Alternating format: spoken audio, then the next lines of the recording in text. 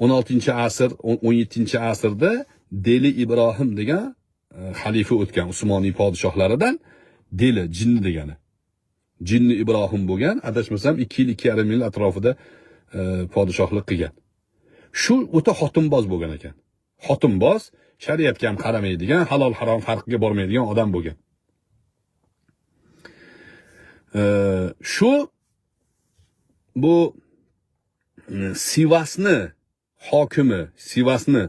hokimi Varvar Ali Poshaga buyruq jo'natadi. Buyruq shu. Ibishir Poshani xotini bor ekan. Ibishir Posha.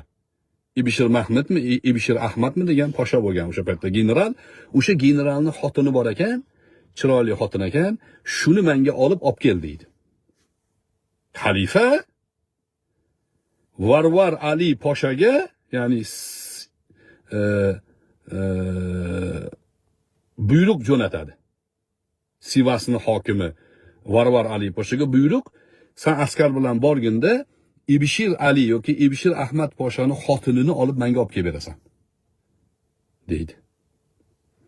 Desa, Varvar Ali Posha aytadiki, qanaqasiga birovning nikohidagi xotinni men sizga nimaga olib boraman deydi. Rad javobini beradi. Rad javobini bergandan keyin unga askar jo'natadi. Askarlarni sindirib tashlaydi. Ularga tushuntiradi, "Sizlar aqling bormi?" deydi. Bu borgan askar ham Varvar Ali Poshaga qo'shiladi. Oxiri katta bitta askari jamoasini to'plab, o'sha askar jamoani boshiga aynan o'sha Ibishir Poshani qo'mondon qilib Varvar Ali Poshaga jo'natadi. Ibishirni xotinini so'rab urushyapti. Ibishirni o'zini qo'mondon qilib Varvar Ali Poshaga jo'natadi. Varvar Ali Poshaga yaqinlashganda hiyla ishlatadi Ibishir. Alloh rozi bo'lsin, meni ayolimni himoya qilding, men senga qo'shilgani keldim deydi-da, seni askarlaring bilan birlashamiz deb. Yaqin kelganda buyuradi, yondagilar Varvar Ali Poshani dardast qilishadi. Dardast degani qo'l oyog'ini bog'lashadi, qilichlarini olishadi. Varvar Ali Posha Ibishirga qarab aytadi-da, "Men deydi, seni xotiningni himoya qilib, seni nomusingni himoya qilib qarshi chiqdim xalifaga" deydi. Qilayotgan ishingni ko'r, Dayusi Akbar deydi. Islom tarixida yozing, Dayusi Akbar deb yozing, kim chiqadi?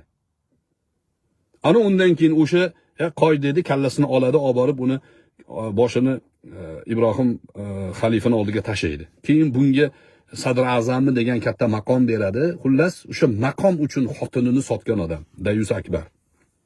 Nima uchun bu misol keltiryapman? Biroz qo'polroq misolda, ko'zingizni kattaroq oching do'stlar.